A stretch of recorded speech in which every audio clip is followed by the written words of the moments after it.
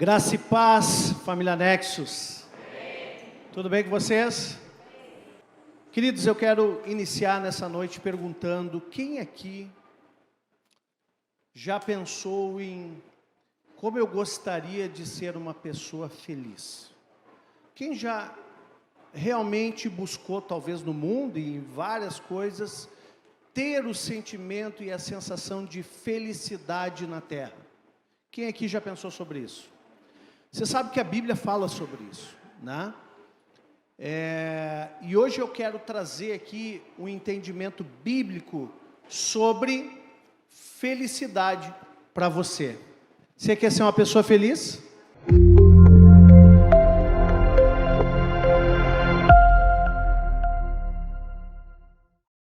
Abra a tua Bíblia no livro de Mateus, capítulo 5, versículo 1. Vendo Jesus as multidões, subiu ao monte e, como se assentasse, aproximaram-se os seus discípulos, e ele passou a ensiná-los, dizendo: Bem-aventurado os humildes de espírito, porque deles é o reino dos céus. Bem-aventurados os que choram, porque serão consolados. Bem-aventurados os mansos, porque herdarão a terra. Bem-aventurados os que têm fome e sede de justiça, porque serão fartos. Bem-aventurados os misericordiosos, porque alcançarão misericórdia. Bem-aventurados os limpos de coração, porque verão a Deus. Bem-aventurados os pacificadores, porque serão chamados filhos de Deus. Bem-aventurados os perseguidos por causa da justiça, porque deles é o reino dos céus. Bem-aventurados sois quando, por minha causa, vos injuriarem e vos perseguirem, e mentindo disserem todo mal contra vós. Regozijai-vos e exultai, porque é grande o vosso galardão nos céus, pois assim perseguiram os profetas que vieram antes de vós. Então nós vemos aqui o famoso Sermão da Montanha, o Sermão do Monte. Quem já ouviu falar? No livro de Mateus, capítulo 5, 6 e 7, tratam desse sermão que Jesus trouxe aos seus discípulos, conhecido como Sermão da Montanha, ou Sermão do Monte, e esse aqui é uma das mensagens mais poderosas da Bíblia. É uma mensagem que começa no capítulo 5 e vai até o final do 7, e é uma mensagem transformadora e poderosa de Jesus. Você já ouviu Jesus pregar? Quem aqui já assistiu The Chosen? Né? The Chosen. Ali tem o Sermão do Monte, né? Então, essa pregação, ela é transformadora, e ela é considerada talvez um dos textos mais importantes da palavra de Deus. E eu comecei no capítulo 5, e o meu desejo é fazer uma série de pregações a partir de agora sobre o Sermão do Monte, destacando o entendimento do que Jesus estava falando, entendendo a exegese, ou seja, o contexto histórico no seu ambiente da época, para que nós possamos trazer lições de vida. E esse texto aqui, onde estou iniciando hoje, fala sobre um homem que é feliz, porque a palavra original significa feliz são aqueles que são, por exemplo, humildes de coração. O bem-aventurado nada mais é do que feliz ou abençoado, aquele que tem esse princípio no seu coração. Aqui Jesus traz 8 princípios relacionados à felicidade humana, no princípio dele, no entendimento dele, na perspectiva bíblica. Você quer ser feliz? Sim ou não? Sim. Alguém mudou de ideia aí.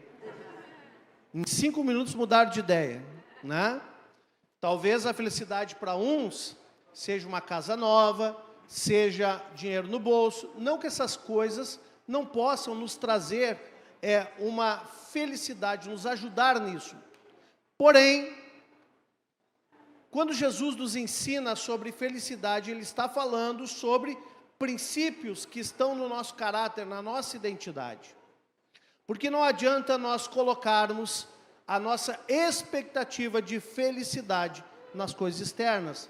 Jesus quer trabalhar primeiramente as internas. Amém? Lá em Israel, tem hoje lá uma montanha, ou um monte, que aconteceu esse episódio bíblico, eu quero contextualizar um pouco. Na última viagem que nós fizemos a Israel, fomos até a Galileia e subimos o Monte das Bem-aventuranças. É conhecido não como Sermão do Monte, mas é o Monte das Bem-aventuranças, que indica exatamente esse momento onde inicia o sermão de Jesus. Nesse monte tem lá ruínas de uma igreja, de uma igreja antiga que, se não me falha a memória, tem aproximadamente 1.600 anos. E tem uma igreja contemporânea nesse lugar. Contemporânea, na verdade, para o contexto de Israel, é uma igreja que tem praticamente 100 anos, ou tem quase 100 anos. Ela não tem 100 ainda, mas tem quase 100 anos. E essa igreja contemporânea, ela é construída num formato octagonal, ou seja, ela é em 8 partes, né? A estrutura da nave dela é como um octógono, né? É octagonal. E cada uma das partes dela tem um princípio que é trabalhado nas bem-aventuranças. E quando você for a Israel, você vai conhecer isso, em nome de Jesus. Amém? Então, isso fica na Galileia. E hoje eu quero trazer um pouquinho desse contexto, dessa mensagem poderosa. Esse monte também, Jesus, ele escolheu um lugar para pregar essa mensagem que tinha ali uma topografia favorável para que uma grande e poderosa multidão estivesse o ouvindo. Então ele chama os seus discípulos e diante da multidão ele começa a ensinar talvez a pregação mais poderosa de Jesus. Amém? Então vamos ver aqui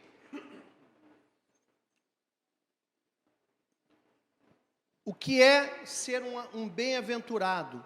Ser um bem-aventurado é ser alguém feliz. Algumas traduções falam abençoado, também é a mesma coisa. Porém, a palavra original, ela é bem-aventurado ou feliz. A conotação, a tradução da palavra original desse sermão foi bem-aventurado ou feliz. Esse sermão, embora na época de Jesus, para vocês terem um pouquinho mais de conhecimento, entendimento da época, o povo, né? O povo daquela época falava um idioma. Qual era? Qual era o idioma comum naquela época? Aramaico. Então, o povo se comunicava em aramaico naquela época. É claro que os romanos, por ter uma dominação romana, mas uma cultura grega, falavam grego. E nas liturgias do judaísmo, por exemplo, naquela época, era falado o hebraico. Então, esse sermão provavelmente tenha sido pregado em hebraico por Jesus. Mas, nunca esqueça que naquela época, a língua que predominava universalmente, como o inglês predomina hoje, era o aramaico, tá? Só para vocês terem um pouco dessa cultura da época. Então, feliz é aquele, abençoado é aquele, bem-aventurado é aquele. Então, eu quero trazer essa série de estudos para que nós possamos crescer, mas não para termos uma cultura vazia. Pelo contrário, o objetivo é que nós possamos aplicar em nossas vidas cotidianas a palavra de Deus. Amém? O objetivo aqui do altar não é liberar algo para você encher a sua cabeça de conhecimento e que não traz sabedoria na prática. Não adianta eu ter um conhecimento em que ela não se torna sabedoria. E sabedoria é justamente eu colocar esse conhecimento em prática para que a minha vida seja transformada. Esse era o objetivo de Jesus também. Amém, queridos? Vamos iniciar então. Feliz os que choram, porque serão consolados. Ou bem-aventurado os que choram, porque serão consolados. Então, Jesus começa falando, bem-aventurados ou felizes são os humildes de espírito, porque deles é o reino dos céus. Você é humilde? A Bíblia diz que Deus dá o que para os humildes? E para os soberbos e orgulhosos? O que Deus entrega para eles? Resistência. Deus dá graça aos humildes, então a graça do Senhor, se você se considera um cristão debaixo da graça, e eu quero te dizer que a graça pertence aos humildes, porque Deus dá graça aos humildes, você precisa ter essa humildade na sua vida. Amém? Abre Isaías 66, 2. Então nós precisamos reconhecer a nossa necessidade de Deus e nossa insuficiência espiritual em nós mesmos. Nós não fomos feitos para viver no pecado, ou seja, distanciados de Deus, mas fomos chamados para viver debaixo da graça de Deus. Isaías fala, porque a minha mão fez todas estas coisas, e todas vieram a existir, diz o Senhor. Mas o homem para quem olharei é este, o aflito e abatido de espírito, e que treme a minha palavra. Ou seja, o abatido é humilde, nesse sentido, nesse contexto. E o que treme da minha palavra, ou seja, este homem que reconhece que a sua suficiência vem de Deus. Ele não é autossuficiente, mas ele sabe que ele precisa de Deus, ele sabe que ele precisa ter humildade no coração para depender de Deus. Nós ensinamos aqui na escola de líderes que nós não podemos construir relações de codependências. Temos que desenvolver a interdependência. Porém, quando se trata de Deus, nós temos que ter dependência, porque Deus gosta que nós dependamos dele. Amém? E só um humilde depende de Deus. Uma pessoa que é orgulhosa, soberba, ela decide não depender de ninguém. E ela acaba sendo resistida por todos. Ninguém gosta de estar perto de alguém que é orgulhoso. Ninguém gosta de estar perto de alguém que fica se achando melhor que todo mundo. É verdade ou não é? Agora, aquele que é humilde, ele aceita conselho. Aquele que é humilde, ele reconhece seus erros. Aquele que é humilde se arrepende. Aquele que é humilde pede perdão. Aquele que é humilde se encaixa, se enquadra na graça de Deus. Amém? Agora vamos para o segundo ponto. Segundo princípio, feliz ou bem-aventurado são os que choram, porque serão consolados. E aí pode colocar 2 Coríntios, por favor, 10. E aí diz o seguinte, porque a tristeza, segundo Deus, produz arrependimento para a salvação, que a ninguém traz pesar, mas a tristeza do mundo produz morte. Então, tem a tristeza do mundo que produz morte, mas tem a tristeza de Deus. Uma pessoa que está chorando é porque há um clamor, há uma tristeza no seu coração. E essa tristeza de Deus vai trazer arrependimento. Então, esse chorar aqui não é um chorar porque somente estou chateado. Não, eu estou chorando porque eu preciso ver conversão de rota. Eu estou chorando porque eu preciso ver arrependimento. E o próprio consolo do Espírito Santo virá sobre essa pessoa, né? Então, uma pessoa que entende isso, ela busca no Senhor, primeiramente, um verdadeiro e genuíno arrependimento pessoal, e depois o consolo do Espírito Santo na sua vida. Então é isso que Jesus está entregando aqui, é isso que ele está falando aqui nesse texto. É claro, gente, que esse texto foi registrado, porém, por exemplo, aqui por Mateus, mas a gente não estava lá para ver como Jesus argumentou esses pontos. Aqui é o resumo daquilo que ele falou. Mas nós, aqui por aquilo que foi registrado, nós temos pistas daquilo que Jesus conforme também toda a conciliação teológica, nós temos pistas daquilo que Jesus está entregando para a igreja e que ela quer que a igreja viva também no tempo presente. Então, primeira coisa, seja humilde. Segundo, clame por mudança, clame por arrependimento, clame por uma verdadeira transformação, uma genuína transformação interior. Não se conforme em continuar sendo como você era, quando você estava no mundo. Porque agora que você conhece a luz de Deus, agora que você conhece o Senhor, você não deve mais andar como andava antes. E algumas mudanças vão te dar trabalho, vão te dar tristeza, vão te dar choro e vão te dar arrependimento, mas vão te produzir verdadeiras transformações na tua vida. Amém? Posso ouvir um amém? Amém. O terceiro princípio que Jesus aborda aqui, está no versículo 5 de Mateus: bem-aventurado os mansos, porque esses herdarão a terra.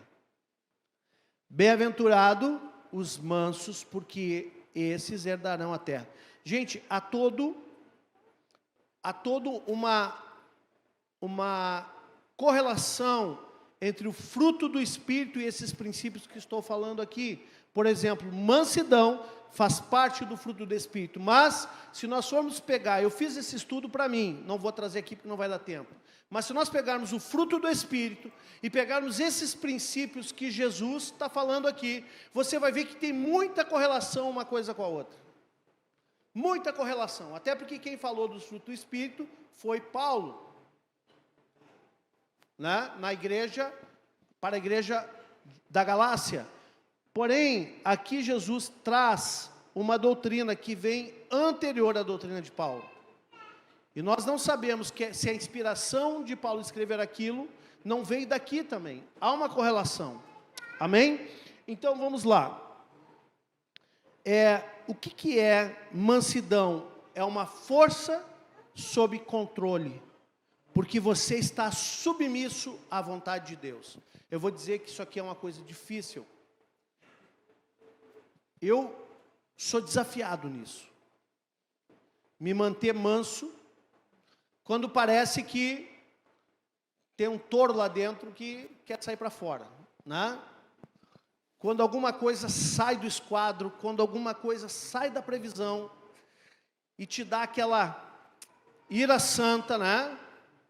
Mas você pode irar, mas não pode pecar, né?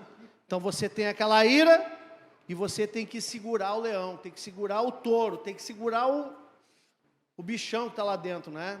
Segura essa onda, meu irmão. Mas é treino. E o Espírito Santo te dá autogoverno, o Espírito Santo te dá domínio próprio, para que você possa segurar. Porque agora você já entendeu que feliz é aquele que segura a onda. E infeliz é aquele que explode e coloca os pés pelas mãos, constrói com as mãos e destrói com os pés. Esse é o infeliz. Eu poderia dizer o contrário, né? Então, o que é orgulhoso e soberbo, esse não é feliz, é infeliz.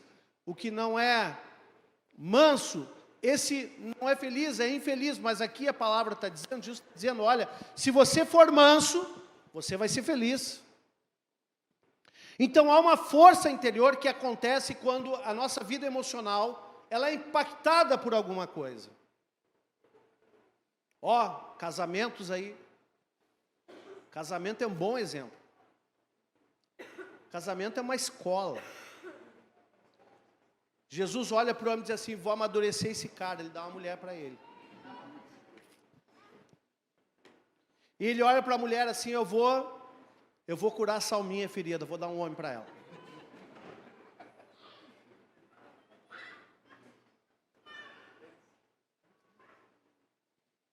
Interessante, né? Quando eu falei do cara, parece que todos riram depois. Foi percepção minha, né? Os homens são mais tímidos, né? Então, a Bíblia diz que assim como o ferro afia o ferro, o homem afia o seu amigo. Imagina a amiga, a sua esposa e seu marido. Gente, é uma lixa. Uma lixa grossa, mas é importantíssima. Alguns abortam o processo. Nem todos compreendem o processo de Deus. Mas a palavra está dizendo aqui, você quer ser feliz.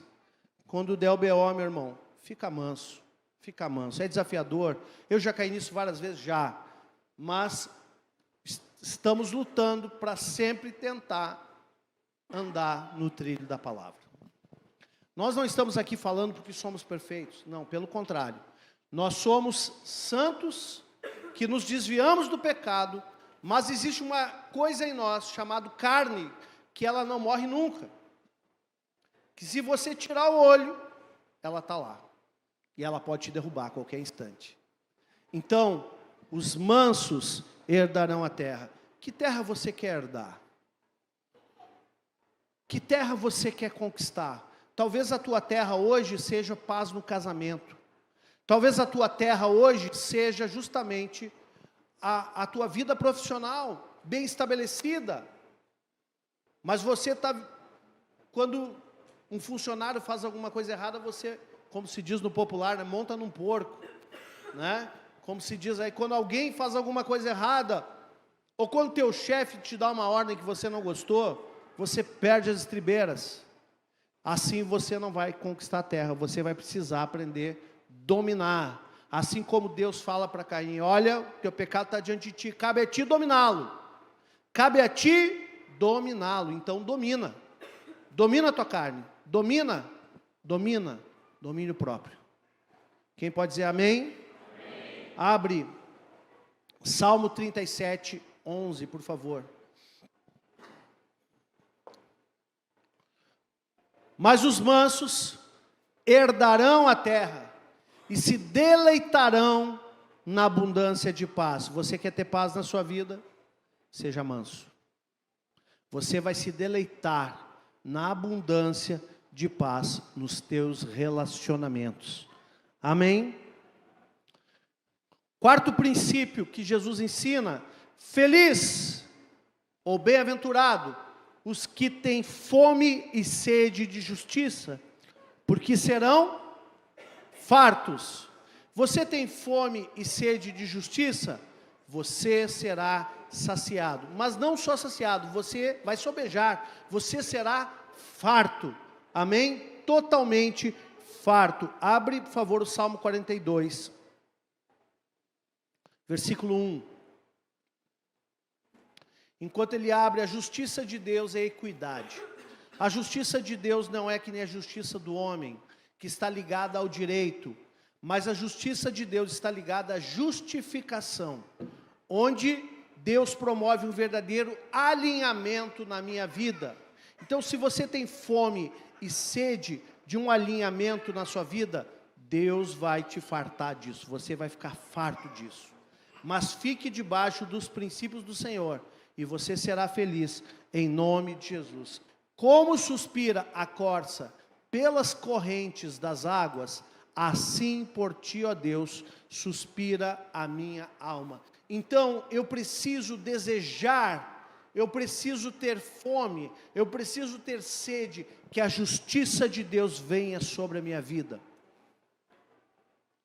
Quando Jesus usa essa figura de linguagem, ele está dizendo que o teu apetite, o teu desejo é andar nessa justiça, debaixo de um alinhamento, debaixo de uma equidade que vem dele. Amém? Então busque viver de acordo com a justiça de Deus e não com a justiça da tua cabeça.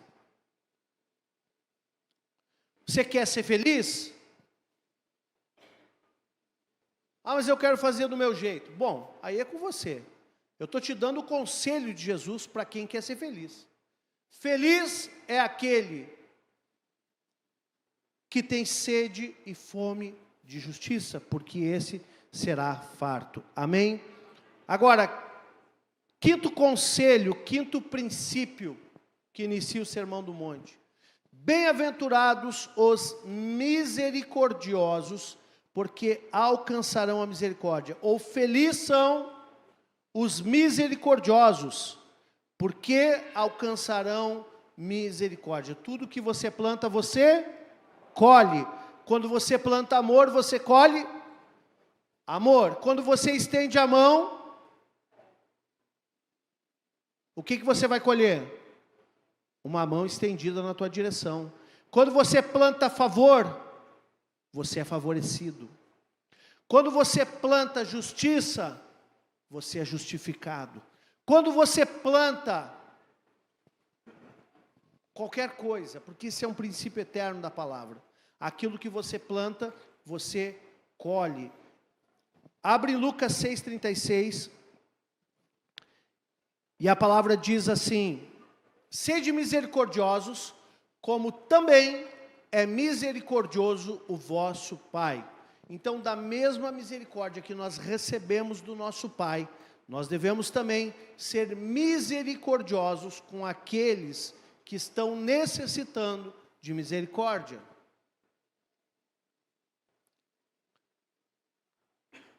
Então, feliz é aquele que na sua vida, ele aplica misericórdia com aqueles que necessitam de misericórdia.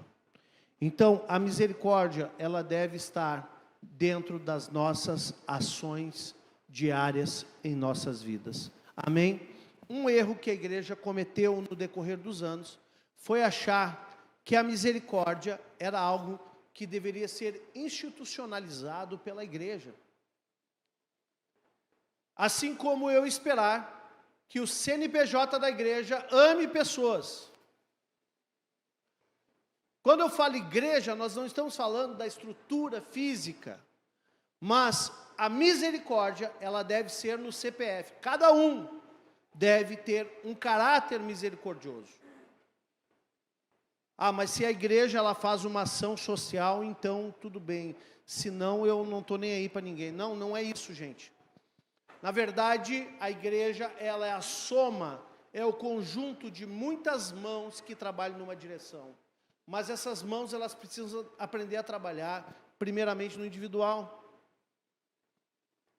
E sim, porque se ela não for aquilo, não adianta ela querer ser no todo. A mesma coisa é a adoração. Por exemplo, se você não adora Deus no individual, aqui na igreja você vai fazer mímica.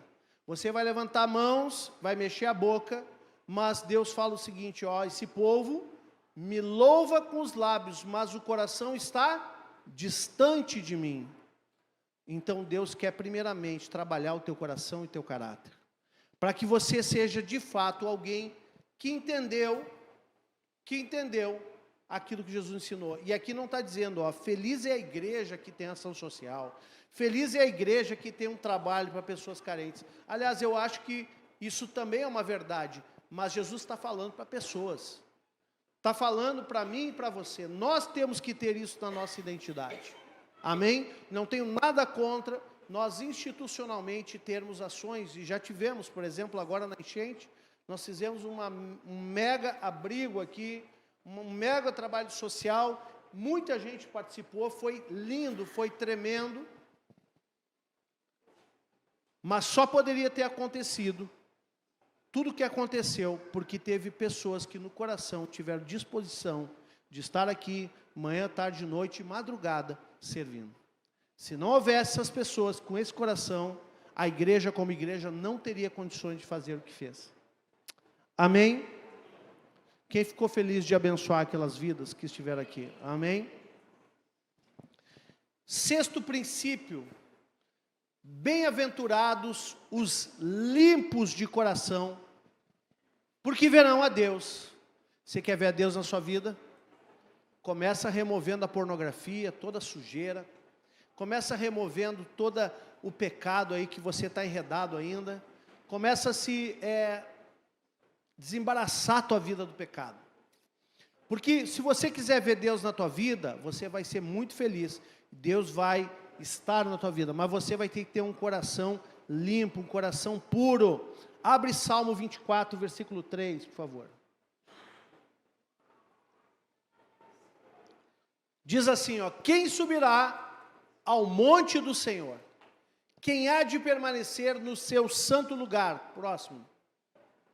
O que é limpo de mãos e puro de coração, que não entrega a sua alma à falsidade, nem jura dolosamente. Então, esse cara aqui, ele não é mentiroso, ele não age dolosamente, ele não ele não cria um falso testemunho, ele não cria uma fake news, como está na moda hoje, né?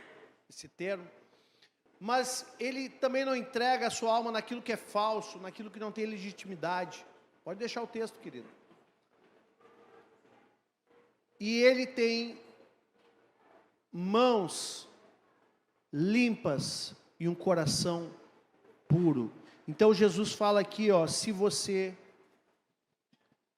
tiver um coração limpo, puro, você será feliz, porque você verá Deus. Tem gente que entende isso como, quando é que vai ver Deus? Um dia, na glória. Querido, esse texto aqui é para aqueles que estão vivendo na terra. Como é que você vai ver Deus? Você vai ver Deus agindo na tua vida. Você vai transparecer a glória de Deus. As pessoas vão olhar para você e vão dizer assim, olha, esse aqui é um homem de Deus.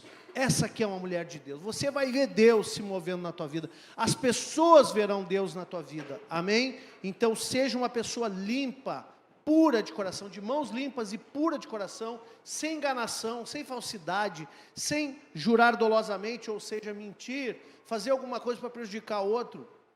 Quanta gente hoje usa a mentira como um recurso profissional de trabalho, né? Quem é vendedor aqui? Levanta a mão. Ó. Não use a mentira como recurso. A Bíblia diz em Provérbios que a bênção virá sobre a cabeça do vendedor. Você quer ver a bênção de Deus? Você quer ser feliz? Não minta. Não prejudique ninguém. Não haja dolosamente. Não fale algo que não é verdade e dolosamente prejudique alguém. Pelo contrário, faça o certo, porque a bênção está sobre a cabeça do vendedor. Está na Bíblia, lá em Provérbios. Amém? Quem recebe? Amém. Né? Então, temos que buscar essa pureza de coração através de uma vida de santificação.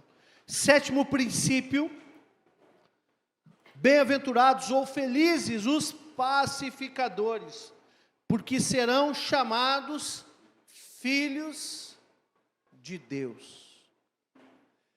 Pacificadores. Sabe quando está pegando fogo num relacionamento? Quando o circo está pegando fogo, deu BO, e chega aquela pessoa que traz uma palavra de paz. E a Bíblia também diz que a palavra branda desvia o furor. Aquela pessoa traz uma palavra de paz, e aquela paz vai transformando aquele ambiente, e aquela relação que estava estremecida, ela começa a ser pacificada. Se você tiver essa habilidade, você será muito feliz. Agora tem gente que bota a lenha na fogueira.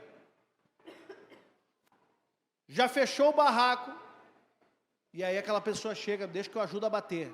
Não, calma. Pacifica.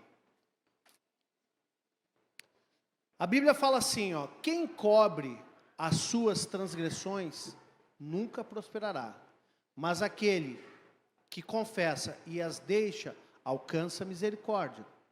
Então, nós não devemos encobrir as nossas transgressões, mas a Bíblia também diz o seguinte: aquele que encobre, que não encobre a transgressão de alguém, divide amigos, separa amigos. Então você não deve encobrir as suas, mas as dos outros você não deve separar amigos fazendo fofoca. É o que a Bíblia diz, está lá em Provérbios.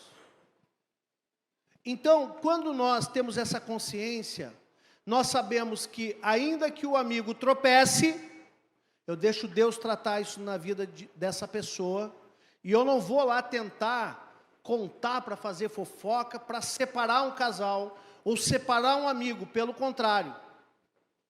Eu protejo o relacionamento e pacifico o relacionamento. E deixo que a própria pessoa conte, ou que Deus trate essa situação. A minha função não é de denunciador. A nossa função não é de chegar e ser como é que se diz, o X9, né? Eu vou denunciar agora. Não, a tua função não é essa. Se você quer denunciar alguém, denuncie você mesmo pelas suas transgressões. Ah, não, mas eu me absolvo, né? Eu me perdoo. Ao outro não, o vizinho não.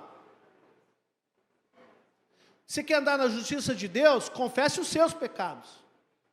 Confesse as suas transgressões. E a dos outros, não fale nada. Deixa quieto. Deixa que Deus trata. Amém? Combinado? Você quer ser feliz? Esse é o caminho bíblico. Então, o que a palavra está dizendo aqui? Que nós somos felizes se nós pacificarmos relacionamentos, pacificarmos situações, e você é chamado então de pacificador, e você vai promover paz e reconciliação entre pessoas. Amém, queridos? Quem recebe aí? Você vai ser um agente de paz em nome de Jesus. E o 8º princípio, que está no 10 e 11, e o 12 também, diz assim: bem-aventurados os perseguidos por causa da justiça, porque deles é o reino dos céus. Bem-aventurados ou felizes sois quando, por minha causa, vos injuriarem, e vos perseguirem, e mentindo disserem todo mal contra vós. Aí você diz assim, mas então eu vou ser feliz quando falarem mal de mim, levantarem mentiras ao meu respeito? É o que Jesus está dizendo, que nós aqui nessa terra passaremos por perseguições, passaremos por injúrias, por causa da justiça, por causa do nome dele.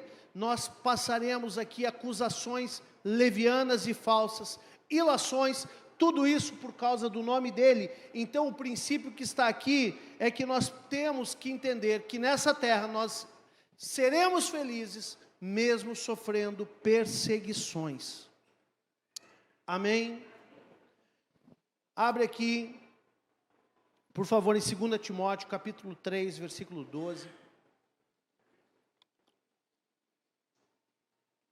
Pois os homens serão egoístas. Paulo está dando instrução para o seu discípulo amado, Timóteo, dizendo, os homens serão egoístas, avarentos, jactanciosos, arrogantes, blasfemadores, desobedientes aos pais, ingratos, irreverentes, próximo, desafeiçoados, implacáveis, caluniadores, sem domínio de si, cruéis, inimigos de Deus, próximo, traidores, atrevidos, enfatuados, mais amigos dos prazeres que amigos de Deus, próximo, tendo forma de piedade, negando-lhe, entretanto, o poder. Foge também destes, né? Então, esses homens serão homens que perseguem, são homens que são falsos. Nós sabemos que nos últimos tempos nós viveríamos isso, e desde a época do jovem pastor Timóteo, ele já estava vivendo isso, Paulo já estava instruindo. Cristo sofreu muita perseguição durante todo o seu ministério. A igreja, no decorrer da história, sofreu muita perseguição. Por que você acha que hoje você não vai sofrer perseguição? Então, se nós somos participantes da glória de Cristo, saiba também que somos participantes dos seus sofrimentos. E feliz é aquele que participa dos sofrimentos de Cristo, porque esse está vivendo o verdadeiro evangelho. Amém? Esse está vivendo o verdadeiro evangelho. Então nós precisamos permanecer na fé, mesmo diante das perseguições. A igreja sempre foi perseguida, desde o início até os dias de hoje, e não vai mudar. Mas não se preocupe, é Ele quem te guarda. E você é feliz por saber que você está sendo perseguido, porque você tomou a decisão certa na tua vida, porque você escolheu o caminho certo, e você vive o verdadeiro evangelho. Então, revisando aqui, 8 princípios que Jesus nos ensina para sermos felizes. Vamos lá, primeiro, humildade. Vamos dizendo, eu digo e você repete. Primeiro, humildade. Segundo, clamor e arrependimento. Terceiro, mansidão. Quarto, justiça. 5, compaixão e misericórdia. 6, pureza. 7, pacificação. 8, sofrer perseguições. Você quer ser feliz? Agora eu vou perguntar agora no fim da mensagem. Você ainda está afim de ser feliz? Você está aí, ainda está com o teu ânimo aí? Não, continua nessa vibe aí, pastor. Quero ser feliz mesmo, estou nessa daí contigo. Gente, parece brincadeira, mas Jesus ensina isso, para que nós não sejamos enganados por esse mundo. Ele está dizendo aqui que a verdadeira felicidade, ela vem de um padrão, de uma estrutura de alma, de uma estrutura espiritual, um padrão interior, que vai suplantar tudo aquilo que é externo. Porque a perseguição é externa, mas a tua capacidade de sofrer é interna. O pecado, muitas vezes ele é externo, mas a pureza, o teu coração, as tuas mãos limpas e o teu coração puro é interno. É você, a tua identidade. Não estou falando de mãos que são limpas, no sentido aqui, a minha mão sujou de terra aqui, de algum... Não, mãos limpas é porque você não cometeu pecado com as suas mãos. Então uma pessoa que vive a integridade do caráter, é uma pessoa feliz. E o Senhor tem um tempo de felicidade para a tua vida. Mas se você não encontrou ainda essa felicidade, é porque Ele está tratando o teu caráter. Ele está curando o teu caráter. Ele está ajustando os teus relacionamentos. Primeiramente com Ele, e depois com o teu próximo, com os teus irmãos, com a tua família, com o teu cônjuge. Ele está ajustando. Porque somente quando o teu caráter for ajustado, realmente você será feliz com Deus e com aqueles que estão ao teu redor. Então, enquanto o caráter estiver desajustado, não adianta. Não adianta, mas permita, tenha humildade no coração. Permita que Deus te trate. Baixe a guarda. Fica humilde. E aceite as correções do Senhor, para que a tua vida seja enquadrada nessa palavra, que vai te transformar poderosamente. Amém?